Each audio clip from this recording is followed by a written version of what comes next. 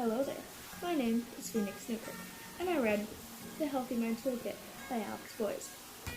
Basically what this book was about how people self-sabotage and make their lives harder without meaning to, and how to fix it, or lessen it more so. Some of her main points were that most people don't self-sabotage the same way as other people, and that most, I guess, negative, or what would be considered a negative emotion is not always bad. And finally, how people have different attachment styles and how that affects everyone around them. When it comes to self-sabotaging, Boyes mentioned multiple versions, such as being optimistic, pessimistic, having no routine, having too much of a routine, being an overthinker, being an underthinker, and many others. When it comes to being optimistic or pessimistic, that usually means that your mind is on one or the other side of an extreme spectrum. If you're optimistic, you usually have a positive outlook on life, and sometimes that makes you have an unrealistic view on reality. Being pessimistic also gives you an unrealistic view of reality, just in the more negative light. Having a balance between the two is ideal for living. Having no routine when it comes to routines is not ideal, and neither is having too much of a routine. Also, opposite ends of an extreme ends of a spectrum. No routine makes your life seem messy, not professional, and it really is just messy. And having too much of a routine makes your mind think that you are on a strict schedule all the time, and that's kind of what you make yourself out to have, and that's not good because that just has a lot of stress and anxiety and does not help. Having some routine but some loose ends would be ideal for things like this.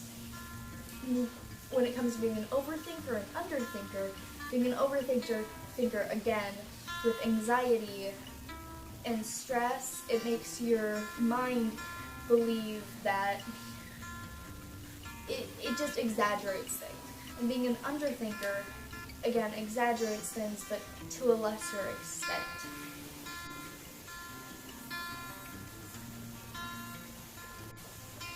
Anxiety, more times than not, is considered a negative emotion, which it can be if you have too much of it.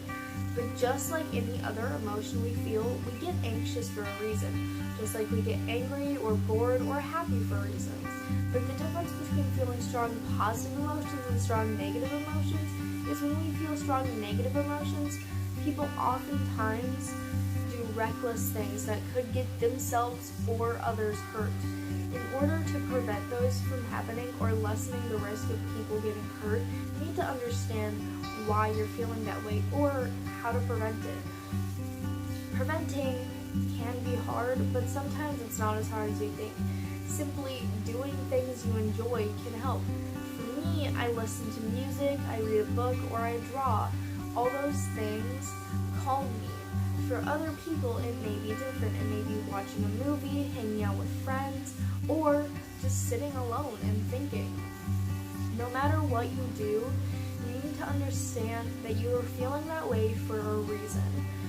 And sorry for cutting out for a second, but what I was saying is that you need to understand that you will be okay and there's nothing wrong with you for feeling the way that you feel. You just need to think, or don't think if that helps, hang out with people or ignore them. Just do what you need to make yourself feel better, and understand that what you're feeling is okay, and that you will be okay.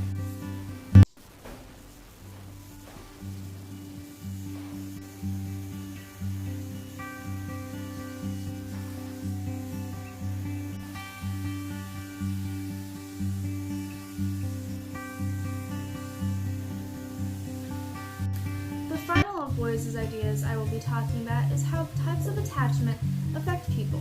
She talks about 3 kinds of attachment. Secure attachment, which means a person is usually more optimistic, tends to trust more and be more comfortable around people. Anxious attachment, which means a person is more insecure, can be demanding depending on the situation, and tends to protect people that they trust and care about. And the final one she talks about is avoidant attachment. Avoidantly attached people are likely to have not had a good emotional care as a child. They don't let people in easily, and when they do, they keep them close. Having different kinds of attachment affects how you interact with people and how people interact with you, whether it be you're cautious of the person you're talking to or the person talking to you is cautious of you, depending on their attachment type. Boyes makes many points in her book, but overall the message is to help yourself once in a while. Don't hurt yourself for the benefit of others. That's all